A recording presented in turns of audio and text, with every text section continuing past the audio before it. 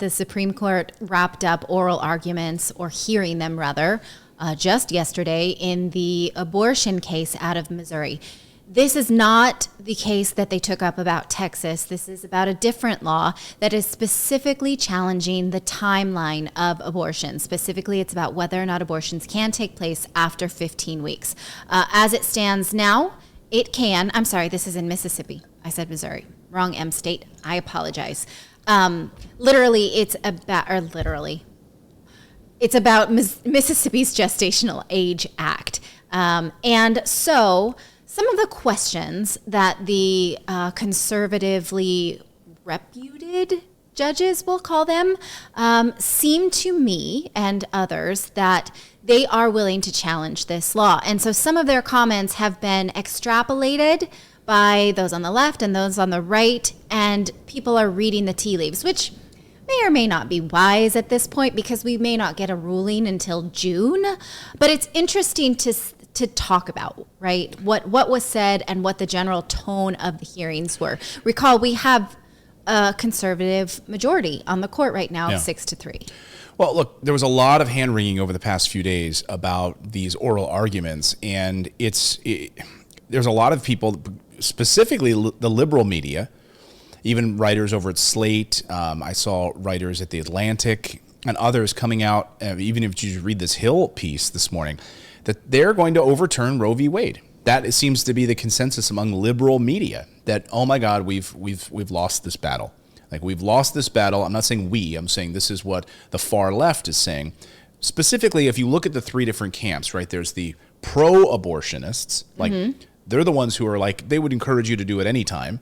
Then there's the hold on. No, I'm not going to just hold on while you say a pro-abortionist think you should just get an abortion whenever you feel like it. We've had speeches. There's been women's speeches where they've said, you should use it anytime you want. It should just be, and I don't agree with that. And then there's pro-choice camp in the middle there. Right. Pro-choice, that's where I fall. And then there's the anti-abortion. Yes. Pro-life. And so I think there's those three camps, and I think by pushing this in the way that they did on the left, they had an opportunity for this sort of 15-week gestational period, right? Which is what many other countries have, by the way. 12 weeks in Europe, almost every European country is 12 weeks. And then after that, it's, you can't get it. That's enough time, I think, in my humble opinion, 3 months to figure out if there's any kind of a health-related issue, to speak with a doctor, et cetera. So what the far left wanted on this was, no. We want to be able to do this up until the end, even like Governor Northam of Virginia, which was crazy to me, was like, even after the baby is born. Well, then we can decide if there's some sort of mutational problem, even after the baby. What does that mean? That means they would kill a baby? Yeah. So it was like an all or nothing plan. And if you look at the rest of the world, 12 weeks in Europe, 15 weeks, and so they were arguing for 15 weeks would have actually been better than what you get in Europe. So now, because you've decided to have this argument against the Mississippi law, Roe v. Wade could be completely thrown out and turned over, and now you're not going to get anything. Forget 15 weeks. Now you wouldn't get anything. Yes. It would be outlawed, and many, many states now would step up and say, we're going to follow in the path of Mississippi and now, Texas. Roe v. Wade specifically forbids states from having their own laws about abortion. And what it seems like Justice Kavanaugh wants is to throw this back to the states. He specifically said, why should this court be an arbiter rather than Congress, the state legislatures, state Supreme Courts, the people being able to resolve this? Which says to me, he does not want this to be a federally protected act, but rather state by state. And red states are at the ready saying, okay, great, we're ready to take this ball back and place some new laws on abortion. And blue states are saying, no, we want everyone to have the same access. So it's a hot button right now. It's anyone's. Well, there's there's some pretty big interesting in this exchange. So if you go through, I think the National Review did a good job kind of pulling out some of the best exchanges from this. And I think to your point, that was a pretty important exchange, the Brett Kavanaugh exchange, saying, well, I don't see how this is not going to trickle over into other areas. If we allow this at the federal level, then then well, like, why shouldn't this be at a state level? He also pointed out the gun issue and some other things, how this wouldn't trickle into privacy rights and other things like that. But there was another exchange I wanted to bring up here, see if I can find it here. It was specifically on, yes, this was an exchange specifically on the 15 weeks issue. And this, during the oral arguments, the Dobbs v. Jackson Women's Health Organization Chief Justice Roberts asked Julie Rickleman, one of the attorneys arguing against the ban for 15 weeks. This is why you can really see where the tea leaves are. If you're reading the tea leaves right now, these types of questions from Justice Roberts and Brett Kavanaugh, you can see where this is leaning. And then Justice Sotomayor, if you read through her, it's like she didn't understand the law. She was really all over the place, and she misquoted things. She was factually wrong on a number of different points. So if you're watching the Supreme Court right now and you're thinking, is Roe v. Wade going to be overturned? You're leaning towards it being overturned. Anyway, so Julie Rickleman was asked this question about the 15 weeks thing, and I'll put it up here on the screen. So Roberts specifically compared it to the rest of the world. And Roberts noted that the U.S. is one of only 7 countries to allow abortion after 20 weeks, and pointed out that most European countries limit abortion to far earlier in the pregnancy. I guess before the point of, what's the term I'm looking for? Before the point of... gestation? No, help me out here. Anyone? David, you know what I'm talking about? Anybody? Conception? Not conception. Why can't I think? Anyone in chat? Is David still here? Yeah, I'm still here. Oh, okay. I'm thinking. I can't. Anyone in the chat? It's a turning before the second trimester? It's like a turning point. Why can't I think of it? Viability. Viability. It just came to my brain. Viability. Yeah, viability of the pregnancy. So in response, Rickleman alleged that this wasn't true. So this was defending this, right? This is on the left side of this argument. Rickleman said that wasn't true and challenged Justice Roberts. So that was incorrect to say that U.S. abortion policy is extreme compared to the rest of the world. She argued that most of Europe allows abortion until viability. That's not true. Nearly every European country that allows abortion at all limits it to the first 12 weeks of pregnancy, and a handful allow it to 15 weeks. They do not, as Rickleman suggested, allow abortion after that point for broad social reasons. So this 20 weeks in the United States is more than anywhere else, and beyond the point of it having this viability question. Well, at least we're first in something. Right, yeah, I guess. Yeah. But the question is, right, so he brings up a good question about, well, why do we need? So Justice Roberts asking this really important question, I think, and there's no good answer for it if you're trying to defend it, which is, why do we need to go beyond 15 weeks? Why would you need to go beyond 15 weeks when in most of the industrialized world has been totally fine handling it well, even at 12 weeks?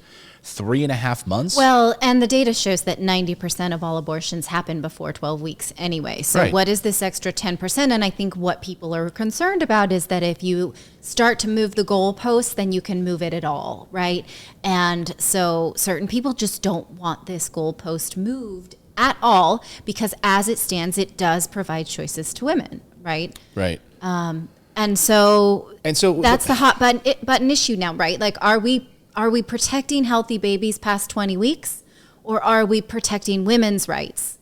And so... But also we're missing a huge part of this, which is government intervention. So what now you're saying is, if you adhere to this after the 15-week mark, what you're then saying is, now I have to go to the federal government and get approval. I've got to get paperwork from the federal government to get approval about having an abortion. Like, we want the government involved in making that kind of a decision, right? Imagine what that would mean. We're talking about today on the show government overreach already. Yes. Right? So, I need to have surgery for something else. I need to have polyp removed or whatever. So now what? I have to get approval from the government? Like, why this one procedure if a woman beyond 15 weeks, now she's going to have to go to the federal, like, so that's where I draw the line. That's where I'm pro-choice. And I don't want the government sticking their paperwork in, in women's bodies. This is ridiculous. Yes. So, I mean, the government piece of this is important. The 15-week question is important. But also, I think the overreach of the left here, by making this like an all or nothing argument, they're going to lose. And they're going to be, now you're going to find out that you overplayed your hand, I think, on the left. You overplayed your hand. And now you're not going to have any ability to get an abortion at a certain level because now you've overplayed your hand and Roe v. Wade gets overturned. Yes, and so Justice Sotomayor made a comment yesterday saying, look, if we overturn this, there'll be a stench on the court that we cannot get over because everyone will think that we are too political or that we are political in any means. And I think I understand that she's trying to sort of protect this idea of the court, but it is political. Everything is, right? What is not political in this country? Right, and so how can we pretend? I mean, they are labeled the conservative and the liberal judges. Like, I know that that's not like they don't clock in on that, right? But it is already. And so that seemed so utopic to me to say, like, we can't even take this up because we can't afford this and, like you mentioned, there may be pieces of Roe v. Wade that we can improve upon, but we cannot pretend that we live in this utopic society where not everything is political.